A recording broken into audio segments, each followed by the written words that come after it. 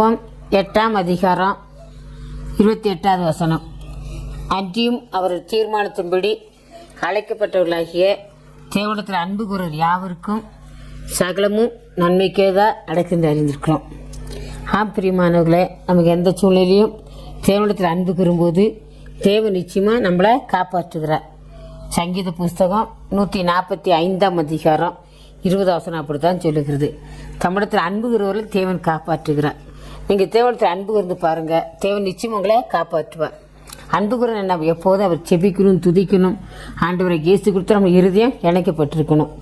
ஆண்டவரை இயேசு கொடுத்தோட எப்போதும் நம்ம ஒன்றரை கலந்திருக்கணும்.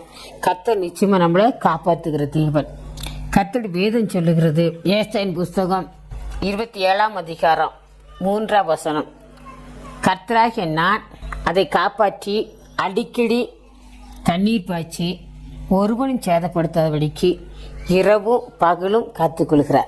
பிரியமானவர்களே, கர்த்தர் அன்பு கூறும்போது அவர் நம்மளை என்ன செய்கிறாரா?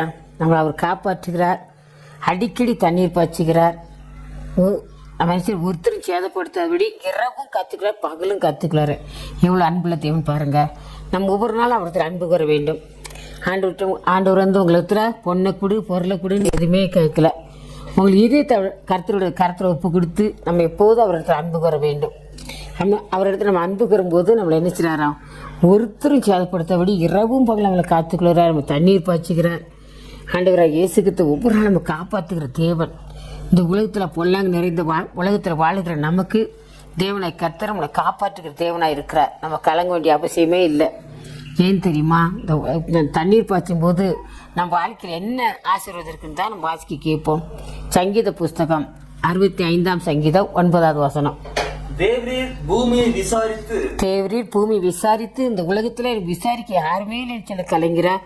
அவர் நினைச்சார், தேவரீர் பூமி விசாரித்து அதுக்கு நீர் பாய்ச்சுகிறீர்.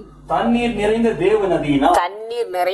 தேவநதினால் அதை மிகவும் செழிப்பாக்குகிறீர். அதை நம்ம நினைச்சாரா? மிகவும் செழிப்பாக்குறீர். அதான் நமக்கு வேதத்தில் வாசிச்சோம். அடிக்கடி தண்ணீர் பாய்ச்சுகிறார். அடிக்கடி தண்ணீர் பாய்ச்சு மாத்திரம் இல்லை, நம்ம வாழ்க்கையில் மிகவும் செழிப்பாக்குகிறார். ஐயோ, என் வாழ்க்கையில் ஒரு செழிப்பு இல்லையே, என் வாழ்க்கையில் எப்போ பார்த்தாலும் தரித்திரம் தானா, என் வாழ்க்கையில் எப்போ பார்த்தாலும் வெறுமை தானே, என் வாழ்க்கையில் எப்போ பார்த்தாலும் கண்ணீர் தானே, வறட்சி தானே நினைக்கிறீங்களா? ஆண்டவராக இயேசு கிறிஸ்துவிடத்தில் அன்பு கூர்ந்து பாருங்க, அவர்களை காப்பாற்றுகிறார். கர்த்தராய் நான் அவரை காப்பாற்றி அடிக்கடி தண்ணீர் பாய்ச்சி ஒருவனும் சேதப்படுத்தபடி இரவும் பகலும் காத்துக்கொள்கிறேன்னு சொல்றார். தண்ணீர் பாய்ச்சி எதற்காக? உங்கள் வாழ்க்கையில மிகவும் செழிப்பாக்குறதுக்காக.